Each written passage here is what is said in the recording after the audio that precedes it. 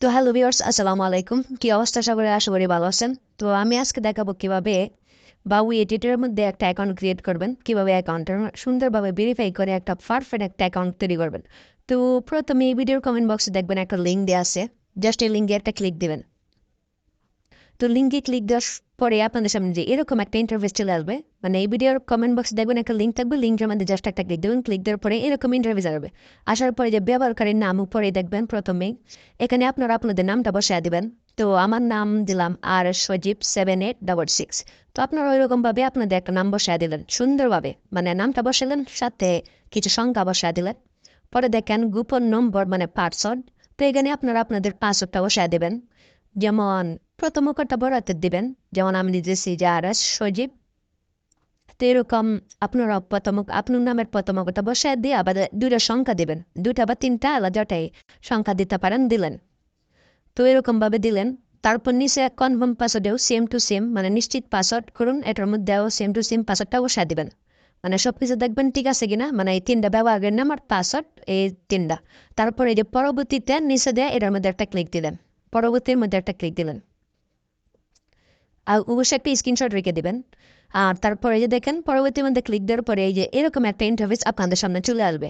অত্যন্ত সহজ। তারপরে দেখবেন এরকম ইন্টারফেস আসার পরে যে ভেরিফিকেশন কোড সাইডে যেটা লেখা থাকবে এটার মধ্যে এটাই বসায় দিবেন। যেমন আমার এখানে লেখা আছে 3221, আপনাদের এখানে অন্যরকম থাকতে পারে।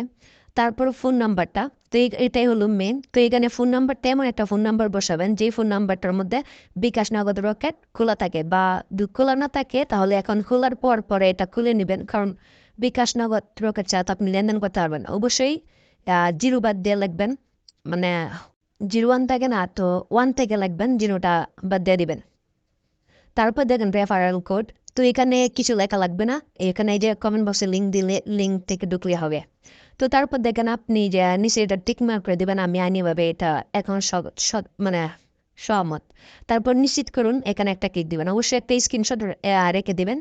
আর এই যে আমার কোডটা দেখেন এখানে চেঞ্জ হয়ে গেছে, একটু টাইম বেশি লেগে গেছে, তো আপনারা চেঞ্জ হয়ে গেলে তো এরকমভাবে বসাই দিবেন। তো সুন্দর থেকে বসালাম, তারপরে একটা স্ক্রিনশট থেকে নিবন্ধনের মধ্যে একটা ক্লিক দিলাম। তো ক্লিক দেওয়ার পরে দেখেন সুন্দরভাবে অ্যাকাউন্টটা ক্রিয়েট হয়ে গেছে। তো অ্যাকাউন্ট ক্রিয়েট হওয়ার পর জাস্ট এখানে ডিপোজিট নাও এখানে ক্লিক দিলেন।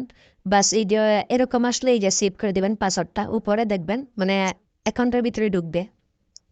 তো ধরেন অ্যাকাউন্টের মধ্যে আসলেন, এরকম আসলো। তারপরে এই যে হিসাবের মধ্যে নিচে দেখবেন একদম কোনাত, এই হিসাবের মধ্যে একটা ক্লিক দিবেন, একদম কোনাত মেন আইকনের মতো, এটার মধ্যে একটা ক্লিক দিলে আপনাদের সামনে এই যে এরকম একটা ইন্টারফেস চলে আসবে। তো এরকম একটা ইন্টারফেস আসলে সেটিংস, এই যে নিচে দেখবেন সেটিংস নামে একটা অপশন আছে, স্থাপন, মানে স্থাপনের মধ্যে ক্লিক দিলেন। তারপরে এই যে প্রোফাইল নামে আর একটা অপশন আছে, এটার মধ্যে আর একটা ক্লিক দিলেন। মানে আমি বলতেছি ফার্স্ট, কিন্তু একদম সহজ। তো প্রোফাইলে ক্লিক দেওয়ার পরে তো এই যে এখানে দেখবেন ফোন নাম্বার বা ওটিপি যাচাই করুন, এখানে একটা অপশন আছে, এটার মধ্যে একটা ক্লিক দিলেন, মানে নাম্বারটা ভেরিফাই করতে হবে। তো এখানে ভেরিফিকেশন কোড দেখেন উপরে প্রথম 9403, আপনাদের এখানে অন্যরকম থাকবে, তো এটা বসায় নেবেন। বসায় নেওয়ার পরে যে ওটিপি অনুরোধ করুন নামে একটা অপশন আছে, এটার মধ্যে আর একটা ক্লিক দিলেন, এটার মধ্যে একটা ক্লিক দিবেন। তো ওটিপি অনুরোধ করুন, মানে ওটিপি আসবে বা আপনার ফোনে দেখবেন একটা কল আসবে। এই যে 8 মিনিট টাইম, এই 8 মিনিটের মধ্যে একটা কল আসবে আপনার ফোনে। তো এই কলে বাদে আপনাদের কোডটা বসাই বলবে, কোড এই যে এরকম একটা কল আসবে, কলটা রিসিভ করবেন, রিসিভ করার পর কোড বলবে আর কি।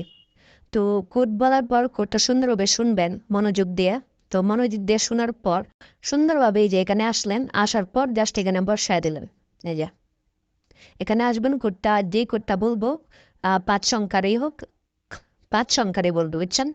5 6 সংখ্যার। তো 6 সংখ্যার কোডটা বলবে, সেই কোডটা বসায় দিবেন।